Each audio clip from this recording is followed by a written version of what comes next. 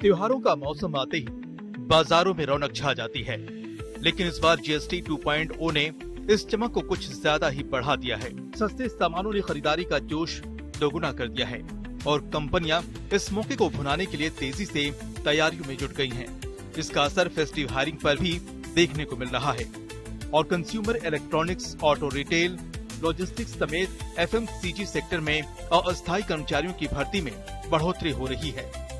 इसकी वजह festive season में बढ़ने वाली डिमांड है, क्योंकि सालाना सेल्स का करीब 25 से 30% इन दिनों होता है और इस साल जीएसटी कट से डिमांड में ज्यादा उछाल का भरोसा है। जीएसटी रेट्स में कटौती के बाद टीवी, एसी, वॉशिंग मशीन जैसे प्रोडक्ट्स सस्ते हो गए हैं। इससे बड़ी स्क्रीन के टीवी और एसी की डिमांड बढ़ने की उम्मीद है।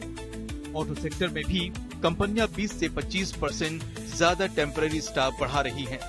रिटेल चेन्स इस फेस्टिव सीजन में 10 से 15%, इलेक्ट्रॉनिक रिटेलर्स 20%, ई कॉमर्स में 15 से 20% और क्विक कॉमर्स प्लेटफॉर्म पर तो 40 से 60% ज्यादा स्टाफ की हायरिंग की संभावना है। इस तरह डिमांड बढ़ने का फायदा अलग अलग सेक्टर्स को मिलना तय है।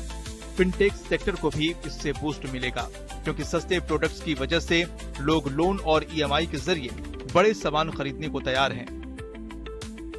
कंपनियां फ्रंटलाइन और फुलफिलमेंट रोल्स के लिए तेजी से भर्ती कर रही हैं। इनमें शामिल हैं in shop demonstrators, warehouse pickers, delivery personal और सर्विस टेक्नीशियन। स्टाफिंग एजेंसीज के मुताबिक कंज्यूमर ड्यूरेबल्स और ऑटो सेक्टर में सबसे ज्यादा डिमांड है। ऐसे में इन सेक्टर्स की कुछ कंपनियां तो अटेंडेंस और ज्वाइनिंग बोनस भी ऑफर कर रही हैं। इंडस्ट्री एक्सपर्ट्स का कहना है कि ओणम और प्री दुर्गा पूजा सेल्स कमजोर थी, क्योंकि लोग जीएसटी कट का इंतजार कर रहे थे। अब नवरात्रि से क्रिसमस तक पेंट अप डिमांड रिलीज होने की उम्मीद है। इसके असर से कंपनियां मार्केटिंग बजट बढ़ा रही हैं। Retail chains high footfall stores में ज्यादा स्टाफ हायर कर रही हैं। कुल मिलाकर देखा जाए तो ये जीएसटी सुधार कंज्यूमर्स को राहत देने के साथ ही नौकरियां बढ़ाने का काम करेंगे, जिससे अर्थव्यवस्था को भी नई गति मिलेगी। आज तक ब्यूरो।